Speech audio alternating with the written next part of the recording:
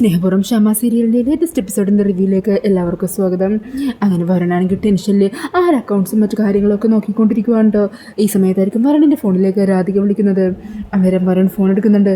ഈ സമയം രാധികയാണെങ്കിൽ ഒത്തിരി സന്തോഷത്തോടെ പറയണേ, വരുൺ അതെ നമ്മുടെ ഇവിടെ കണ്മംഗലത്തിൽ തൊട്ടടുത്തുള്ള കാട്ടൂർ ക്ഷേത്രം ഉണ്ടല്ലോ, അങ്ങോട്ടേക്ക് ഒരു അവാർഡ് ദാന ഫംഗ്ഷന് ഷമ മേഡം വരുന്നുണ്ട്. എൻ്റെ എത്ര നാളുകളുടെ ആഗ്രഹമാണെന്നറിയോ ഷമ മേഡത്തെ ഒന്ന് നേരി കാണണമെന്ന്. ഇന്ന് വൈകിട്ട് നമുക്ക് ഒരുമിച്ച് അങ്ങോട്ടേക്കൊന്ന് പോയാലോ? ഇതുവരെ ഞാൻ ആരാധിച്ചിരുന്ന മനസ്സിൽ കൊണ്ടു നടന്നിരുന്ന ക്ഷമമടുത്തൊന്ന് നേരിട്ട് കാണാൻ എന്നെക്കൊണ്ട് പറ്റിയിട്ടില്ലല്ലോ. വരുൺ എന്താ ഒന്നും പറയാത്തത്? ഈ സമയം വരുൺ ചോദിക്കണേ, എന്താ രാധിക താൻ പറഞ്ഞത്? അത് കൊള്ളാം, ഞാനിപ്പോൾ ഇത്രയും നേരം ആരോടാ പറഞ്ഞുകൊണ്ടിരുന്നത്? സോറി രാധിക, ഞാൻ ശ്രദ്ധിച്ചില്ല. എന്താ വരുൺ, ഓഫീസിലെ വല്ല തിരക്കുള്ളതാണോ? താൻ എന്താ കാര്യം എന്ന് പറഞ്ഞോ? കുഴപ്പമില്ല. അന്നേരം രാധിക വീണ്ടും പറയണേ, അത് പിന്നെ വരുൺ നമ്മുടെ ഇവിടെ അടുത്തുള്ള ക്ഷേത്രത്തിലെ ഷമ മാഡം ഒരു ഫംഗ്ഷൻ പങ്കെടുക്കാൻ വരുന്നുണ്ട്. എനിക്ക് ഷമ മാഡത്തെ കാണണമെന്ന് നല്ല ആഗ്രഹമാണെന്ന് വരുണും അറിയാമല്ലോ. ചിലപ്പോൾ ഇപ്പോഴായിരിക്കും കാണാനായിട്ടുള്ള സമയം വന്നത്. നമുക്കൊന്നിച്ച് വൈകിട്ട് ഷമ മാഡത്തെ കാണാനായിട്ട് അങ്ങോട്ടേക്ക് പോയാലോ? അന്നേരം വരുൺ പറയണേ, എടോ രാധിക, എനിക്ക് തൽക്കാലം വരാൻ പറ്റില്ല. ഓഫീസിൽ കുറച്ച് അത്യാവശ്യം ചെയ്ത് തീർക്കേണ്ട ചില കാര്യങ്ങളൊക്കെ ഉണ്ട്, ചില പ്രശ്നങ്ങളൊക്കെ ഉണ്ട്. അതൊക്കെ എനിക്കൊന്ന് സോർട്ട് ഔട്ട് ചെയ്യണം. താനെന്തായാലും ആഗ്രഹിച്ചാലേ താൻ ഒറ്റയ്ക്ക് പോയിട്ട് വാ. അല്ല വരുൺ, എന്തു പറ്റി? ഓഫീസിലെന്താ പ്രശ്നങ്ങൾ? അത് ചെറിയ അക്കൗണ്ട്സിലെ മറ്റു പ്രശ്നങ്ങൾ. അത് തന്നോട് പറഞ്ഞാൽ ഇപ്പോൾ മനസ്സിലാവില്ല. ഞാൻ വീട്ടിൽ വരുമ്പോൾ പറയാം. താൻ എന്താണെങ്കിലും പോയിട്ട് വാ. ശരി വരുൺ. അങ്ങനെ പറഞ്ഞാൽ രാധിക ഫോൺ കട്ട് ചെയ്യുവാണ്. ഈ സമയം വരണാണെങ്കിൽ വീണ്ടും ആ ഒരു കമ്പ്യൂട്ടറിൽ ചെക്കൊക്കെ ചെയ്തിട്ട് തലയിൽ കൈവച്ചാക്കി ഭ്രാന്തെടുത്ത് നിൽക്കുവാണ് കേട്ടോ. അതൊക്കെ കണ്ട് ബെഞ്ചമിൻ ആസ്വദിക്കുവാണ്. ബെഞ്ചമിൻ പറയണേ, സാറിങ്ങനെ ടെൻഷനാവാതെ. ബിസിനസ് ആകുമ്പോൾ ഇതുപോലെ പല പല പ്രതിസന്ധികളും നമ്മുടെ മുമ്പിൽ വരില്ലേ, അതിനെയൊക്കെ തരണം ചെയ്ത് വേണ്ടേ നമ്മൾ മുമ്പോട്ട് പോകാൻ. അന്നേരം വരുൺ പറയുന്നുണ്ട്, ബെഞ്ചമിൻ താൻ പറയുന്നതൊക്കെ ശരിയാ, പക്ഷേ അച്ഛൻ എന്നെ ബിസിനസ് ഏൽപ്പിച്ചതിന് ശേഷം ഇതുപോലൊരു പ്രതിസന്ധി ഇതുവരെ ഈ കമ്പനി വന്നിട്ടില്ല. സത്യം പറഞ്ഞാൽ എങ്ങനെ ഇതൊന്ന് സോൾവ് ചെയ്ത് കാര്യങ്ങൾ പഴയ പോലെ ആക്കുക എന്നുള്ള ടെൻഷനിലാണ് ഞാൻ. സാർ വിഷമിക്കാതിരിക്കെ, നമ്മൾ എല്ലാവരും കൂടെയില്ലേ? നമുക്ക് ഈ പ്രതിസന്ധി മറികടക്കാം സാർ. എത്രയും പെട്ടെന്ന് തന്നെ ഈ പ്രശ്നങ്ങളൊക്കെ തീർക്കാം. നമ്മുടെ അവിടെ കുടുങ്ങിക്കിടക്കുന്ന ലോഡ് എത്രയും പെട്ടെന്ന് തന്നെ പുറത്തെടുത്ത് നമുക്ക് കൃത്യമായിട്ട് എത്തിക്കേണ്ട സ്ഥലത്ത് എത്തിക്കുകയും ചെയ്യാം. സാർ ധൈര്യമായിട്ടിരിക്കുക, എന്തെങ്കിലും ഒരു വഴി തെളിഞ്ഞു വരും. അങ്ങനെയൊക്കെ പറഞ്ഞ് വരണ്ട നല്ലപോലെ കോൺഫിഡൻസ് കൊടുക്കുവാണ്. പിന്നീട് കാണിക്കുന്നത് ബെഞ്ചമിൻ പുറത്തെത്തി ഹർഷനുമായിട്ട് ഫോണിൽ സംസാരിക്കുന്നതാണ്. അന്നേരം ഹർഷൻ ചോദിക്കണേ, ബെഞ്ചമിൻ എന്തൊക്കെയാണ് അവിടുത്തെ കാര്യങ്ങളൊക്കെ? അല്ല വരുണിന് എൻ്റെ മേലോ തൻ്റെ മേലോ അങ്ങനെ എന്തെങ്കിലും സംശയം മറ്റോ ഉണ്ടോ? പ്രത്യേകിച്ച് ഇപ്പോൾ സംശയമൊന്നുമില്ല. ഹർഷൻ ഈ ഒരു കേസൊക്കെ എത്രയും പെട്ടെന്ന് തന്നെ ഒതുക്കി തീർക്കാൻ വേണ്ട കാര്യങ്ങളെല്ലാം ചെയ്തുകൊണ്ടിരിക്കുകയാണെന്നൊക്കെ പറഞ്ഞ് വരുണിനെ വിശ്വസിപ്പിച്ച് വെച്ചിട്ടുണ്ട്. വരുണാണെങ്കിൽ ആകെ ടെൻഷനിലാണ്. ഇതുപോലുള്ള ബിസിനസ്സിലെ തകർച്ചയൊന്നും അവരിതുവരെ നേരിട്ടിട്ടില്ലല്ലോ. അല്ലെങ്കിലും വലിയ വലിയ ബിസിനസ്സുകാർക്കൊക്കെ ഒരു ചെറിയ പരാജയം വന്നാൽ പോലും അതുകൊണ്ട് പിടിച്ചു നിൽക്കാൻ പറ്റില്ലല്ലോ. അങ്ങനെ ഒരു അവസ്ഥയിലൂടെയാണ് അവനും ഇപ്പോൾ പൊയ്ക്കൊണ്ടിരിക്കുന്നത്. എന്താണെങ്കിലും എൻ്റെ ഭാഗത്തുനിന്നും കാര്യങ്ങളെല്ലാം ഊർജിതമായിട്ട് നടക്കുന്നുണ്ടെന്ന് അവന് തോന്നണം. അതിനുവേണ്ടി അക്കൗണ്ട്സൊക്കെ ഒന്ന് ചെക്ക് ചെയ്യാനും പാക്കിംഗ് മുതൽ കൈകാര്യം ചെയ്ത എല്ലാവരും ഒന്ന് ചോദ്യം ചെയ്യാനൊക്കെ ഞാനും തീരുമാനിച്ചിട്ടുണ്ട്. ഈ സമയം ഹർഷം പറയണേ, പിന്നെ നമ്മൾ പോർട്ട് കടന്നു പോകുന്ന സമയത്ത് ആ ഒരു കണ്ടെയ്നറിൽ പ്രൊഡക്റ്റുകൾക്കൊപ്പം മയക്കുമരുന്ന് വെച്ചാൽ 4 പേരുണ്ടല്ലോ, അവർ ഏർപ്പാട് ചെയ്തത് ബെഞ്ചമിനല്ലേ? അവരൊന്ന് സൂക്ഷിക്കണം. കൂടുതൽ പൈസ കിട്ടിയാൽ ഈ കാര്യങ്ങളൊക്കെ അവർ മറച്ചു വയ്ക്കാൻ വല്ല സാധ്യത ഉണ്ടാകും. അവരൊന്ന് വാൺ ചെയ്യണം. അന്നേരം ബെഞ്ചമിൻ പറഞ്ഞേ, അക്കാര്യത്തിൽ ഹർഷന് ഒരു സംശയം വേണ്ട. കൊല്ലണമെന്ന് വിചാരിച്ചാൽ അവരുടെ പുക കണ്ടിട്ടേ ബെഞ്ചമിൻ അടങ്ങുള്ളെന്ന് ഞാൻ ഏൽപ്പിച്ച ആൾക്കാർക്ക് നന്നായിട്ടറിയാം. അതുകൊണ്ട് അവർ എന്നെ ചതിക്കാനായിട്ട് എന്താണെങ്കിലും മുതിരില്ല. അല്ല, നമ്മുടെ പോർട്ടിലുള്ള ഐറ്റംസിനെ കുറിച്ച് എങ്ങനെയാ? അതിൻ്റെ കാര്യങ്ങൾ എങ്ങനെയാ? അതൊക്കെ പ്ലാൻ ചെയ്തിട്ടുണ്ടോ? ഈ സമയം ഹർഷം പറയണേ, തൽക്കാലം ഇപ്പോൾ കുറച്ച് നേരം അതവിടെ കെട്ടിക്കിടക്കേണ്ടി വരും. പക്ഷേ അധികം വൈകാതെ തന്നെ നമ്മൾ വിചാരിച്ചതുപോലെ നമ്മൾ പ്ലാൻ ചെയ്ത പോലെ തന്നെ അത് നമ്മൾ ആഗ്രഹിക്കുന്ന സ്ഥലത്തേക്ക് നമുക്ക് കടത്താൻ പറ്റും. വരുണും അവൻ്റെ കമ്പനിയും തകർച്ചയുടെ പടുകുയിലേക്ക് പോകുമ്പോൾ നമ്മൾ നേരത്തെ പറഞ്ഞതുപോലെ തന്നെ അത് എത്തിക്കേണ്ട സ്ഥലത്ത് എത്തിച്ച് അതിൻ്റെ ലാഭം 50-50 ആയിട്ട് ഷെയർ ചെയ്യുന്നു. എന്താ അങ്ങനെയല്ലേ? അങ്ങനെയൊക്കെ തന്നെയാണ്. പക്ഷേ എന്നാലും നമുക്ക് മുകളിൽ ഈ കാര്യങ്ങളൊക്കെ പ്ലാൻ ചെയ്യുന്ന ആ മാഡം ഉണ്ടല്ലോ, അവരുമായിട്ട് നമുക്ക് ലിങ്കുള്ളതുപോലെ തന്നെ ചന്ദ്രശേഖരനും ഗൗതത്തിനും ഒക്കെ ലിങ്കുണ്ട്. അങ്ങനെ എല്ലാവർക്കും അറിയാൻ പറ്റുന്ന ആ മാഡം ആരാണെന്നൊന്ന് എനിക്കറിഞ്ഞാൽ കൊള്ളായിരുന്നു. അന്നേരം ഹർഷം പറയണേ, ബെഞ്ചമിൻ അതൊക്കെ അറിയേണ്ട സമയവും പറഞ്ഞോളും. ആ മാഡത്തിന് എല്ലാവരുമായിട്ട് ലിങ്കുണ്ട്. അവർ പറയുന്ന പ്ലാനിലൂടെയാണ് നമ്മൾ രണ്ടാളും അതുപോലെ ചന്ദ്രശേഖരനും ഗൗതവും എന്തിന് വാരണടക്കമുള്ളവർ ഇപ്പോൾ പൊയ്ക്കൊണ്ടിരിക്കുന്നത്. അല്ല ബെഞ്ചമിൻ, നമുക്ക് എന്താണെങ്കിലും ഒന്ന് മീറ്റ് ചെയ്യണ്ടേ? ഇന്ന് മീറ്റ് ചെയ്താലോ? വേണ്ട, ഇന്ന് എനിക്ക് മറ്റൊരു ഫംഗ്ഷൻ അറ്റൻഡ് ചെയ്യാനുണ്ട്. അതുകൊണ്ട് നമുക്ക് നാളെ രാവിലെ മീറ്റ് ചെയ്യാം. ഈ സമയം ഹർഷൻ ചോദിക്കണേ, അല്ല അതെന്താ ഫംഗ്ഷൻ? കൊലപാതകമാണോ? അത് തന്നെയാണ്. കുറച്ച് മുമ്പേ എന്നെ ഏൽപ്പിച്ചൊരു കാര്യമാണ്. മിക്കവാറും ഇന്ന് അതെൻ്റെ കൈ കൊണ്ട് തന്നെ നടക്കുമെന്നാണ് തോന്നുന്നത്. അതിനുള്ള സാഹചര്യം ഒത്തു വന്നിട്ടുണ്ട്. നാളെ എന്താണെങ്കിലും മീറ്റ് ചെയ്യുമ്പോഴേക്കും എനിക്ക് ചെയ്യാനുള്ള ജോലി ചെയ്തു തീർത്തതിൻ്റെ സന്തോഷം കൂടി തന്നോട് പങ്കുവെക്കാം. എന്നാൽ ശരി, അങ്ങനെ പറഞ്ഞ് ബെഞ്ചമിൻ ഫോൺ കട്ട് ചെയ്തിട്ട് അവിടെ നിന്ന് ഇറങ്ങുവാണ്. പിന്നീട് കാണിക്കുന്നത് രാധിക കാറിന് ശ്യാമേനെ കാണാനായിട്ട് ആ ഒരു ക്ഷേത്രത്തിലേക്ക് പൊയ്ക്കൊണ്ടിരിക്കുന്നതാണ് കേട്ടോ. ഈ സമയം രാധിക ഒത്തിരി സന്തോഷത്തോടെ അച്ഛനെ ഫോണിൽ വിളിക്കുന്നുണ്ട്. ഹലോ അച്ഛാ, ഞാൻ ഒരു സ്ഥലത്തേക്ക് പൊയ്ക്കൊണ്ടിരിക്കുക. ഏത് സ്ഥലത്തേക്കാണ് മോളെ? അത് എൻ്റെ ഏറെ നാളായിട്ടുള്ള ഒരാഗ്രഹം ഉണ്ടല്ലോ, അത് സാധിക്കാനാണ് ഞാൻ പോകുന്നത്. ഇവിടെ അടുത്ത് ഒരു ക്ഷേത്രമുണ്ട്, കാട്ടൂർ ക്ഷേത്രം.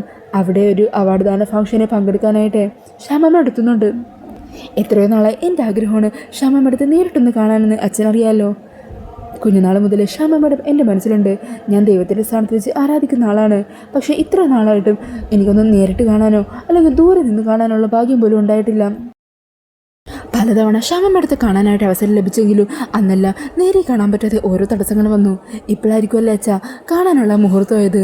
അന്നേരം ദൈവം പറഞ്ഞേ, അതെ മോൾ പറഞ്ഞത് തന്നെയാണ് കാര്യം. ദൈവം തീരുമാനിച്ചു വെച്ച ചില മുഹൂർത്തങ്ങളൊക്കെ ഉണ്ടല്ലോ. മോള് എന്താണെങ്കിലും ഇത്ര നാൾ കാണാൻ ആഗ്രഹിച്ച ആളെ ഇന്ന് നേരി കാണാൻ പോകുകയല്ലേ. എൻ്റെ മോൾക്ക് എല്ലാ അനുഗ്രഹങ്ങളും ഉണ്ടാകും, എല്ലാ സന്തോഷവും മോൾക്ക് കിട്ടും. ശരി അച്ഛാ, എന്നാലേ ഞാൻ ശ്യാമമ്മയുടെ കണ്ടതിന് ശേഷം അച്ഛനെ വിളിക്കാട്ടോ. ശരി, അങ്ങനെ പറഞ്ഞ് രാധിക ഫോൺ കട്ട് ചെയ്യുക. ഈ സമയം യശോദയും അരികെ നിൽക്കുന്നുണ്ടാവും.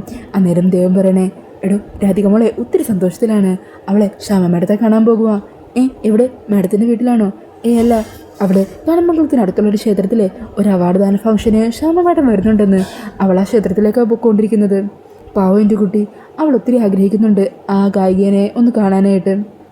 അന്നേരം യശോദ പറയണേ, ശരിയാണ്, ഭഗവാൻ കൃഷ്ണൻ കഴിഞ്ഞിട്ടുണ്ടെങ്കിൽ അവൾക്ക് പിന്നെ ഏറ്റവും ഇഷ്ടം ശ്യാമ മാഡത്തിനെയാണല്ലോ. നേരിട്ട് കാണുമ്പോൾ അവൾക്ക് ഒത്തിരി സന്തോഷമായിരിക്കുമല്ലേ. കണ്ട അവൾ കരഞ്ഞു പോകും, അത്രയധികം ആരാധിക്കുന്ന ആളല്ലേ. അതെ, എന്താണെങ്കിലും ഈ പ്രതിസന്ധികൾക്കിടയിലും അവളുടെ മനസ്സിന് ചെറിയൊരു സന്തോഷം കിട്ടുവാണെങ്കിൽ അത് കിട്ടിക്കോട്ടെ. അങ്ങനെ പറഞ്ഞ് അവർ സന്തോഷത്തോടു കൂടി ഇരിക്കുവാണ്. പിന്നീട് കാണിക്കുന്നത് കാറിൽ പോയിക്കൊണ്ടിരിക്കുന്ന രാധികേനെയും കാത്ത് വഴിയിലെ ബെഞ്ചമിൻ ഉണ്ടാകും കേട്ടോ. അങ്ങനെ രാധികയുടെ കാറ് പോകുന്നത് കാണുന്നതും ബെഞ്ചമിൻ അതിന് പിന്നാലെ തന്നെ വെച്ച് പിടിക്കുവാണ്. പിന്നീട് കാണിക്കുന്നത് ഫംഗ്ഷൻ നടക്കുന്ന ക്ഷേത്രമാണ്. അവിടെയുള്ള ആൾക്കാരെല്ലാവരും ശ്യാമമ്മയുടെ വരുന്നതും കാത്ത് അവരെ വെൽക്കം ചെയ്യാനായിട്ട് പുറത്ത് തന്നെ വെയിറ്റ് ചെയ്ത് നിൽക്കുവാണ്. ഈ സമയം അവർ പറയുന്നുണ്ട്, അതെ ശ്യാമ മാഡത്തിന് ഇന്നത്തെ ഇവിടുത്തെ പരിപാടി കഴിഞ്ഞാൽ മറ്റൊരു ഫംഗ്ഷനും കൂടി ഉണ്ടെന്നാണ് പറയുന്നത്. അത് കാരണം ശ്യാമ മാഡം വന്നു കഴിഞ്ഞാൽ പിന്നെ ഒട്ടും വൈകിക്കേണ്ട, പെട്ടെന്ന് തന്നെ പരിപാടികൾ തുടങ്ങണം. അങ്ങനെ അവർ സംസാരിച്ച് നിൽക്കുമ്പോഴേക്കും ശ്യാമയും അമൃതയും അവിടെ എത്തുന്നുണ്ട്. അങ്ങനെ ആ സംഘാടകരൊക്കെ ബൊക്കെയൊക്കെ കൊടുത്ത് ശ്യാമേനെ സ്വീകരിക്കുവാണ് കേട്ടോ. ഈ സമയം അമൃത പറയുന്നുണ്ട്, അതെ ഞാൻ സൂചിപ്പിച്ച കാര്യം ഓർമ്മയുണ്ടല്ലോ, ഒക്കെ ഓർമ്മയുണ്ട്. ഇവിടുത്തെ പരിപാടികൾ ഇതാ ഇപ്പം തന്നെ തുടങ്ങാൻ പോകുവാണ്. പിന്നെ ഒരു 10-15 മിനിറ്റ്, അതിനുള്ളിൽ തന്നെ പെട്ടെന്ന് അവസാനിക്കും. ഈ സമയം അമൃത പറയണേ, ഇങ്ങനെയൊക്കെ പറഞ്ഞായിരിക്കും എല്ലാ സ്ഥലത്തും തുടങ്ങുന്നത്. പിന്നീട് ഓരോരുത്തരുടെ നീണ്ട പ്രസംഗമൊക്കെ കഴിയുമ്പോൾ സമയം അതിനനുസരിച്ച് വൈകും. അക്കാര്യത്തിൽ സംശയമൊന്നും വേണ്ട, കൃത്യസമയത്ത് തന്നെ ഞങ്ങൾ തീർത്തിരിക്കും. മാഡത്തിന് മറ്റൊരു പ്രോഗ്രാമുള്ള കാര്യം ഞങ്ങൾക്ക് അറിയാമല്ലോ. എന്നാൽ പിന്നെ എത്ര വേഗം വന്നോളൂ. അങ്ങനെ ആൾക്കാരൊക്കെ ഓടി വന്ന് ഷവയോടൊപ്പം നിന്ന് സെൽഫിയൊക്കെ എടുക്കുന്നുണ്ട്. പിന്നീട് കാണിക്കുന്നത് ആറ്റുവാശ്ശേരിയിൽ തിരിച്ചെത്തുന്ന പ്രിയങ്കേനെയും മുത്തശ്ശീനെയാണ് കേട്ടോ. അങ്ങനെ അവർ രണ്ടാളും കൂടി കൂളായിട്ട് അകത്തേക്ക് കയറി പോകാൻ തുടങ്ങുമ്പോൾ ദേവൻ അങ്ങോട്ടേക്ക് വരുവാ. അതെ ഒന്ന് നിന്നേ, നീതി അങ്ങോട്ടേക്കാ? ഇത്രയും ദിവസം നിന്നെ ഇങ്ങോട്ട് കണ്ടില്ലല്ലോ, ഇപ്പോൾ എന്തിനാ നീ ഇപ്പം ഇങ്ങോട്ട് വന്നത്? ഈ സമയം യശോദ അങ്ങോട്ടേക്ക് വരുവാണ്. അങ്ങനെ പ്രിയങ്കയെ കാണുന്നത് യശോദ പൊട്ടിത്തെറിക്കണേ, നീ എങ്ങനെയാടി എൻ്റെ വയറ്റിൽ വന്ന് പേർന്നത്? എന്തൊക്കെയാണ് നീ കാണിച്ചു കൂട്ടിയത്? അവിടെ നിൽക്കാനായിട്ട് ഗർഭിണിയായിട്ടും ബുദ്ധിക്ക് സ്ഥിരതയില്ലാത്തതൊക്കെ ആയിട്ട് നീ അഭിനയിക്കുമായിരുന്നില്ലേ? നാണം തോന്നുന്നില്ലേടി നിനക്ക്? മുത്തശ്ശി പറയുന്ന ഓരോ വാക്കും കേട്ട് ഇതുപോലെ ഇത്രയും വൃത്തികെട്ട രീതിയിൽ തരം താഴ്ന്ന രീതിയിൽ നിനക്ക് എങ്ങനെ ചിന്തിക്കാൻ തോന്നുന്നത്? നീ കാരണം ഞാനും നിൻ്റെ അച്ഛനും എവിടെയൊക്കെ നാണം കിട്ടുമെന്നറിയോ? നാട്ടുകാരുടെ മുമ്പിൽ തല ഉയർത്തിപ്പിടിച്ച് നിൽക്കാൻ പോലും പറ്റുന്നില്ല. എന്താടി നീ ഇങ്ങനെ തല കുടിച്ച് നിൽക്കുന്നത്? കണിമംഗലത്ത് എല്ലാവരുടെയും മുഖത്ത് നോക്കി നേരെ നോക്കി സംസാരിക്കുകയാണെന്നൊന്നും നിനക്കൊരു മടിയില്ലായിരുന്നല്ലോ, നേരെ നോക്കടി. അങ്ങനെ പ്രിയങ്ക നോക്കുമ്പോഴേക്കും പ്രിയങ്കയുടെ കരടത്തിട്ട് തന്നെ ഒന്ന് പൊട്ടിക്കുവാണ് കേട്ടോ. ഈ സമയം മുത്തശ്ശി പറയണേ, യശോദേ നീ എന്തായി കാണിക്കുന്നത്? അന്നേരം ദേവൻ പറയണേ, അതെ അമ്മ എന്ന വാക്കിൻ്റെ അർത്ഥം എന്താണെന്ന് അമ്മക്കറിയില്ലായിരിക്കും, പക്ഷേ ഇവൾക്ക് നല്ലപോലെ അറിയാം. തെറ്റ് ചെയ്ത മകളെ ശാസിക്കാൻ ഇവൾക്ക് നല്ലപോലെ അറിയാം. പ്രിയങ്കെ, നിനക്ക് അസുഖമെന്ന് അറിഞ്ഞപ്പോൾ നിൻ്റെ അസുഖം മാറാനായിട്ട് ഞാനും നിൻ്റെ അമ്മയും എത്ര ചങ്കുകൂട്ടി പ്രാർത്ഥിച്ചിട്ടുണ്ടെന്ന് നിനക്കറിയോ? നീ ആ കുടുംബക്കാരോട് അത്രയൊക്കെ ദ്രോഹം ചെയ്തിട്ടും അവരും നിൻ്റെ അസുഖം മാറാനായിട്ട് അമ്പലത്തിൽ കൊണ്ടുപോവുകയും വഴിപാടുകൾ കഴിപ്പിക്കുകയൊക്കെ ചെയ്തില്ലേ? എന്നിട്ടും അതെല്ലാം കണ്ടില്ലാന്ന് നടിച്ച് വീണ്ടും ഞങ്ങളെല്ലാവരും ഇങ്ങനെ കുരങ്ങ് കളിപ്പിക്കാനും ഇതുപോലെ എങ്ങനെ കുത്തിമുറിവേൽപ്പിക്കാനും മാത്രം നിൻ്റെ മനസ്സ് എങ്ങനെയാണ് ഇത്ര അതപ്പതിച്ച് പോയത്? എന്താടി നിനക്കൊന്നും പറയാനില്ലേ? അന്നേരം പ്രിയങ്ക ചോദിക്കണേ, ശരി ഞാൻ പറയാം, പക്ഷേ ഞാൻ പറയുന്നതെല്ലാം താങ്ങാനുള്ള ശേഷി അച്ഛനും അമ്മയ്ക്ക് ഉണ്ടാവണം. എന്നെ നിങ്ങൾ എപ്പോഴെങ്കിലും സ്നേഹിച്ചിട്ടുണ്ടോ? എനിക്ക് ആവശ്യമുള്ള പരിഗണന തന്നിട്ടുണ്ടോ? എവിടെ നിന്നോ വലിഞ്ഞേറി വന്നവളാണല്ലോ നിങ്ങൾക്ക് പ്രിയപ്പെട്ടവള്. ഞാൻ മരിച്ചു എന്നുള്ള വാർത്ത കേട്ടിട്ടും നിങ്ങൾ എന്താ ചെയ്തത്? കുറച്ച് ദിവസം സങ്കടം അഭിനയിച്ചു, അതേസമയം നിങ്ങളുടെ പിന്നാലെ മോള് രാധികെങ്ങാനാണ് മരിച്ചതെന്ന് അറിഞ്ഞിരുന്നെങ്കിലോ നിങ്ങൾ ചങ്ക് പൊട്ടി ചത്തുപോകൂല. ആ സമയത്ത് തന്നെ ആ സങ്കടം സഹിക്കാനാവാതെ എത്രയോ ദിവസങ്ങൾ വേദനയോട് കരയുമായിരുന്നു, നെഞ്ചു പൊട്ടി മരിക്കുമായിരുന്നു. വർഷങ്ങളോളം ആ സങ്കടം നീണ്ടു നിൽക്കില്ലേ? പക്ഷേ അവളുടെ സ്ഥാനത്ത് പ്രിയങ്കയാണ് മരിച്ചതെന്നറിഞ്ഞപ്പോൾ 1 മാസത്തിനുള്ളിൽ തന്നെ എൻ്റെ അടക്കവും കഴിഞ്ഞു, എല്ലാം കഴിഞ്ഞു. എന്നിട്ട് ഒരു മടിയില്ലാതെ എൻ്റെ ഭർത്താവിനെ അവളെ കൊണ്ട് കല്യാണം കഴിപ്പിച്ചില്ലേ? അല്ല, കുറച്ചു മുമ്പ് അമ്മ എന്നെ വയറ്റി ചുമന്ന കാര്യം പറഞ്ഞല്ലോ. ആ അമ്മ പോലും എനിക്ക് വേണ്ടി അധികം കണ്ണീര് പോലും ഒഴുക്കിയില്ല. എൻ്റെ ചിതയിലെ ചൂടാടുന്നതിന് മുമ്പ് രാധികനെ കല്യാണം കഴിപ്പിച്ച് വിടാനായിരുന്നല്ലോ നിങ്ങളുടെ എല്ലാവരുടെയും തിടുക്കം. അല്ല, ദേവനാരായണ തിരുമേനിക്കുന്ന ഇപ്പോൾ ഒന്നും പറയാനില്ലേ? എല്ലാവർക്കും നീതി നടത്തി കൊടുക്കുന്ന ആളല്ലേ. എൻ്റെ കാര്യത്തിൽ എന്ത് നീതി അച്ഛൻ നടപ്പിലാക്കിയത്? എൻ്റെ കഴുത്തിൽ താലി കിട്ടിയ ഞാൻ ഇത്രയും നാളും ജീവിച്ച ഭർത്താവിനെ മറ്റൊരുത്തിക്ക് കൊടുത്തിട്ടാണോ അച്ഛൻ നീതി നടപ്പാക്കിയത്? നിങ്ങളെന്നോട് കാണിച്ചിട്ടുള്ളതെല്ലാമേ വലിയ വലിയ കൊടുംചതികളാണ്. ഒരിക്കലും കാണിക്കാൻ പാടില്ലാത്ത കാര്യങ്ങളാണ് എന്നോട് ചെയ്തത്. എവിടെ നിന്നോ വലിഞ്ഞേറിയുന്ന ആ രാധികയെ മാത്രമേ നിങ്ങൾ സ്നേഹിച്ചിട്ടുള്ളൂ. അവൾക്ക് വേണ്ടി മാത്രമേ നിങ്ങൾ ഓരോ കാര്യങ്ങളും ചെയ്തിട്ടുള്ളൂ. എനിക്ക് എപ്പോഴും കിട്ടിയത് അവഗണന മാത്രമാണ്. പക്ഷേ ഒരു കാര്യം ഓർത്തോ, വരുണും കടമംഗലം കുടുംബം എൻ്റെ അവകാശമാണ്. അത് എന്നിൽ നിന്നും തട്ടിയെടുക്കാൻ നോക്കുന്നത് ആരാണെങ്കിലും ശരി, അവർ ഞാൻ ഇല്ലായ്മ ചെയ്തിരിക്കും, കൊന്നു കളഞ്ഞിരിക്കും. അങ്ങനെ പറഞ്ഞ് പ്രിയങ്ക നേരെ റൂമിലേക്ക് കയറി പോകുവാണ്. ഈ സമയം പ്രിയങ്കയുടെ വാക്കുകളൊക്കെ കേട്ട് ഞെട്ടലോടുകൂടി ആകെ തകർന്ന് നിൽക്കുവാണ്ടോ ദേവനും യശോദയൊക്കെ. ഈ സമയം സുകുമാരി പറയണേ, കേട്ടല്ലോ അവൾ പറഞ്ഞതൊക്കെ? എന്നാ ഇപ്പം രണ്ടിനും ഒന്നും പറയാനില്ലേ? അവൾ പറഞ്ഞ എല്ലാ കാര്യങ്ങളും സത്യമല്ലേ? അതുകൊണ്ട് തന്നെ അവൾ ഞങ്ങളുടെ അവകാശങ്ങൾ നേടിയെടുത്തിരിക്കും. അതിന് അവൾക്ക് കൂട്ടായിട്ട് ഞാനും ഉണ്ടാകും. മനസ്സിലായോ? ഞങ്ങളെ തടയാമെന്ന് നിങ്ങൾ വിചാരിക്കേ വേണ്ട. അങ്ങനെ പറഞ്ഞ മുത്തശ്ശിയും അവിടെ നിന്നും പോകുവാണ്. ഈ സമയം ദേവനും യശോദയും പരസ്പരം നോക്കി സങ്കടപ്പെട്ട് എന്ത് ചെയ്യണമെന്നറിയാതെ അവിടെ തളർന്നിരിക്കുവാണ് കേട്ടോ.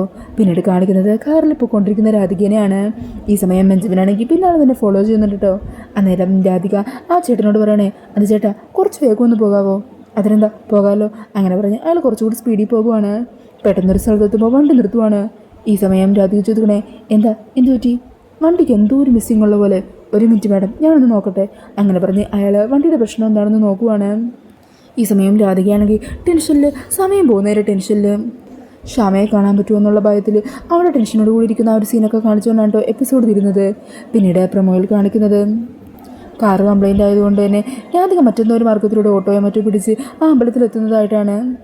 ഇതേസമയം തന്നെ അവിടുത്തെ ഫംഗ്ഷനൊക്കെ കഴിഞ്ഞിട്ടുണ്ടാകും കേട്ടോ. ശ്യാമ ഹൃദയം കൂടി ഇറങ്ങാനായിട്ട് നിൽക്കുമായിരിക്കും. ഈ സമയം രാധികയാണെങ്കിൽ ആ അമ്പലത്തിലേക്ക് ഓടി ചെല്ലുവാണ്. പിന്നാലെ തന്നെ ബെഞ്ചമിനും എത്തുന്നുണ്ട്. അങ്ങനെ രാധികയാണെങ്കിൽ അവിടെ ചുറ്റും ശ്യാമനെ അന്വേഷിക്കുവാണ്. ഈ സമയം അവിടെയുള്ള ചിലരിൽ നിന്നും ശ്യാമയുടെ പരിപാടി കഴിഞ്ഞ് ഇപ്പം ഇറങ്ങിയുള്ളൂ എന്ന് പറയുവാണ് കേട്ടോ. അങ്ങനെ ശ്യാമയെ അന്വേഷിച്ച് അവസാനമായിട്ടൊന്ന് കാണാനായിട്ട് രാധിക വേഗം തന്നെ ആ ഓഡിറ്റോറിയത്തിൽ നിന്ന് ഇറങ്ങി മുറ്റത്തേക്ക് എത്തുവാണ്. ഇതേസമയം ശ്യാമയും അമൃതയും കൂടി കാറിലേക്ക് കയറാനായിട്ട് കാറിൻ്റെ അടുത്തേക്ക് നടന്നു പോകുമായിരിക്കും. അങ്ങനെ രാധിക അവരുടെ പിന്നാലെ ഓടി വരുവാണ്. ഈ സമയം ആരോ വിളിച്ചതോ മറ്റോ കൊണ്ടാണെന്ന് തോന്നുന്നു. ശ്യാമ കാറിൻ്റെ ആ ഡോർ തുറക്കുന്ന സമയം പെട്ടെന്ന് തിരിയുന്നുണ്ട്. അന്നേരം തിരിഞ്ഞ് ശ്യാമയുടെ മുഖം കാണുന്നതും ഞെട്ടലോടുകൂടി വിശ്വസിക്കാനാവാതെ ശ്യാമയെ തന്നെ നോക്കി ഞെട്ടിത്തെറിച്ച് നിൽക്കുന്ന രാധികേനെയാണ് കേട്ടോ പ്രൊമോയിൽ കാണിക്കുന്നത്. അപ്പോൾ ഈ ഒരു റിവ്യൂ ഇഷ്ടമായിട്ടുണ്ടെങ്കിൽ മറക്കാതെ വീഡിയോ ഒന്ന് ലൈക്ക് ചെയ്യണേ. ഇതുപോലുള്ള കൂടുതൽ റിവ്യൂസിനായിട്ട് ഈ ചാനലൊന്ന് സബ്സ്ക്രൈബ് ചെയ്തും കൂടി സപ്പോർട്ട് ചെയ്യണേ. താങ്ക്